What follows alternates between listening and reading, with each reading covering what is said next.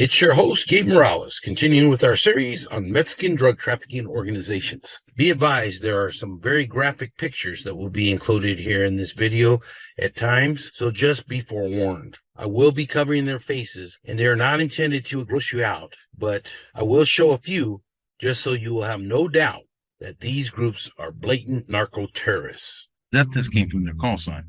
Like, they'd use Zeta Uno, Zeta Dos, Zeta Tres, etc. They worked for OCL and were as intimidation force and were big into kidnappings, torture, and gruesome murders, all caught on video camera to further intimidate their victims and enemies.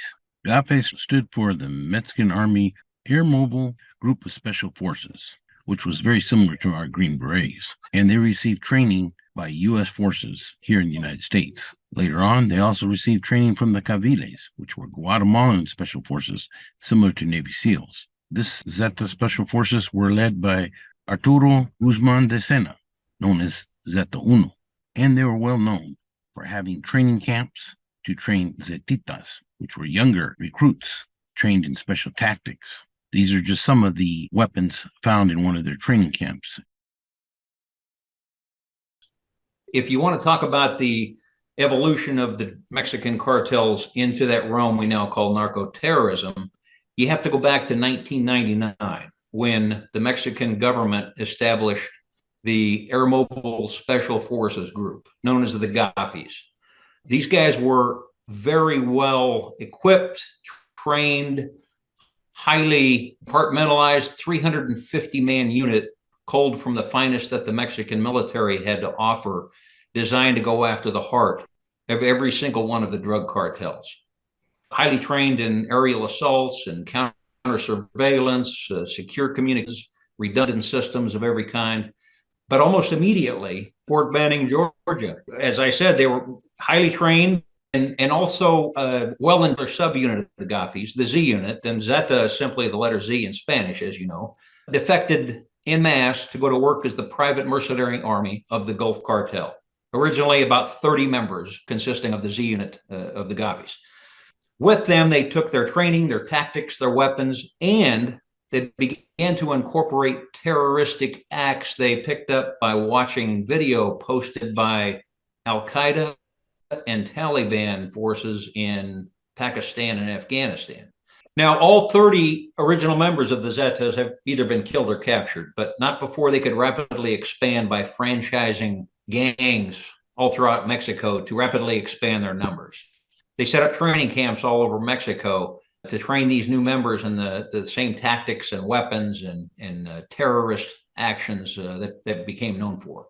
Beginning in about 2005, the Zetas began decoupling themselves to form their own criminal enterprise from the Gulf Cartel and really rapidly came onto the scene by executing these terrorist acts against rival trafficking groups throughout Mexico. Now, as you can imagine, the rival traffickers didn't just respond in kind. It became sort of an escalating game of quid pro quo, where rival traffickers didn't merely cut off heads. They began to dismember bodies, display body parts in macabre public displays, along with what became known as a narcomanta, or a narcotics messaging banner, to tell the world what these body pieces or dead bodies represented.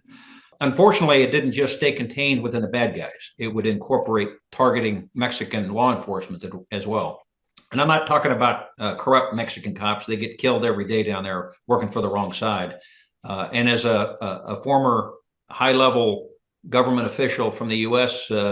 Formerly assigned to Mexico once told me, the corruption in Mexico is beyond anything you can imagine. It's breathtaking. On November 21st, 2002, Zeta Uno was gunned down and killed by the Mexican Army near Matamoros, Tamaulipas. After the death of Zeta Uno, the next leader to take charge was Zeta Tres, Heriberto Lozcano, who, like Guzman de Sena, was specially trained in military tactics. Lozano preferred to keep a low profile while he worked for OCN, but he was also killed in 2012 near Progreso, Coahuila, by the Mexican military. Many believe that another Zeta gave him up. This was Zeta 40 or Zeta 40, Miguel Trevino Morales, no relation to me. Unlike the first two leaders, Trevino Morales had no prior military experience. He began working as a teenager for the Gulf Cartel and slipped into the ranks of the Zetas. He was well known by his adversaries and for law enforcement for being very cruel, utilizing torture techniques, just like ISIS and Al Qaeda. And then the tortured victims were shown on video. After OCL Guillen was arrested by authorities, Zeta 40 decided that he no longer needed the Gulf Cartel, and the Zetas operated as their own cartel. Candidates for control of the Gulf Cartel itself were OCL's brother, Antonio, and Jorge Eduardo Cosilla Sanchez, also known as El Cas. But then Antonio Cardenas was killed. Antonio died in an 8-hour shootout with Mexican authorities in November 2010 near Matamoros, which basically gave full control over to El Cas. And since he no longer had the Zetas, he used a subgroup called the Metros to work for him. Cardenas Guillen, brother of OCL and Antonio, ran Los Rojos. Another group used by Antonio was Los Escorpiones. This comprised of about 60 individuals, many of them also former police officers or military. Meanwhile, those Zetas were no longer content just to fight for territory in northeast Mexico. They spread throughout central Mexico and also into the southern part of Mexico, like Chiapas. Zeta 40 was captured in 2013 outside Nuevo Laredo. Then his brother Omar, Zeta 42, or 42, took over the organization.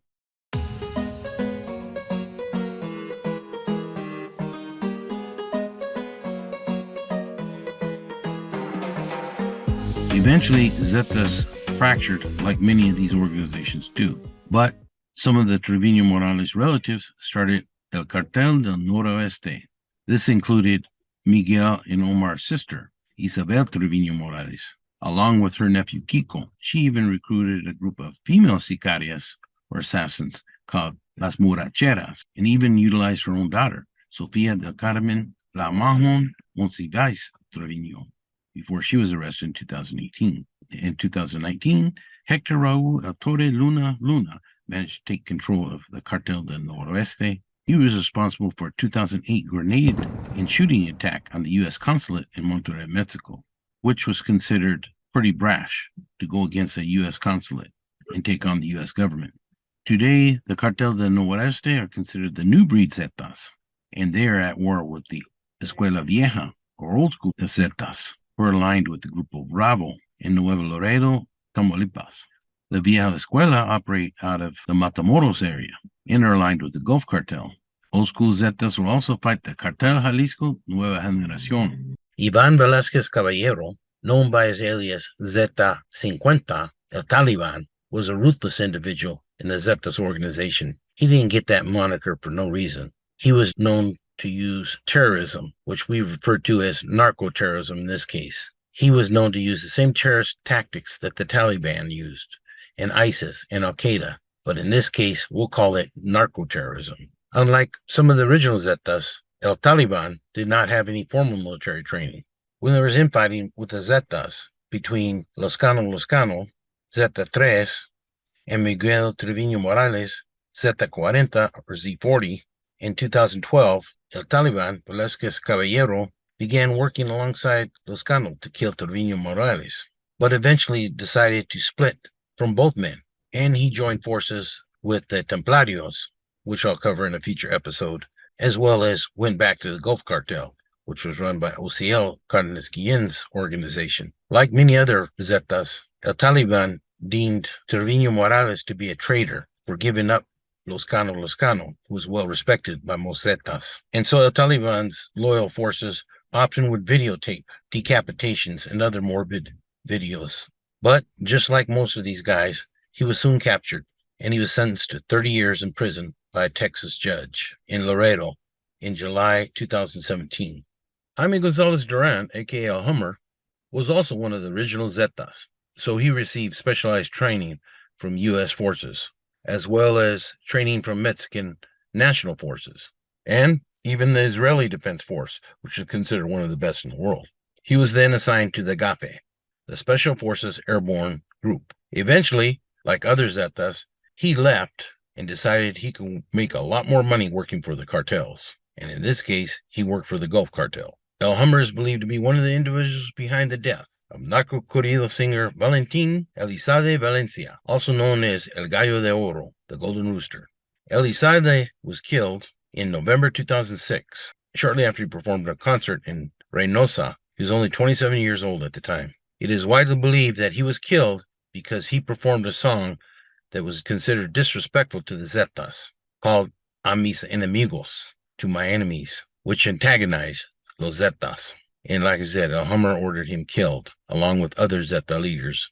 Raul Hernandez Barron, also known as Flanders, was another high-ranking member of the Zetas. He served in the Mexican Army from 1993 to 1999, and then joined the paramilitary wing of the Gulf Cartel, Los Zetas. Flanders was a key individual that controlled Veracruz for the Gulf Cartel under the guise of Los Zetas.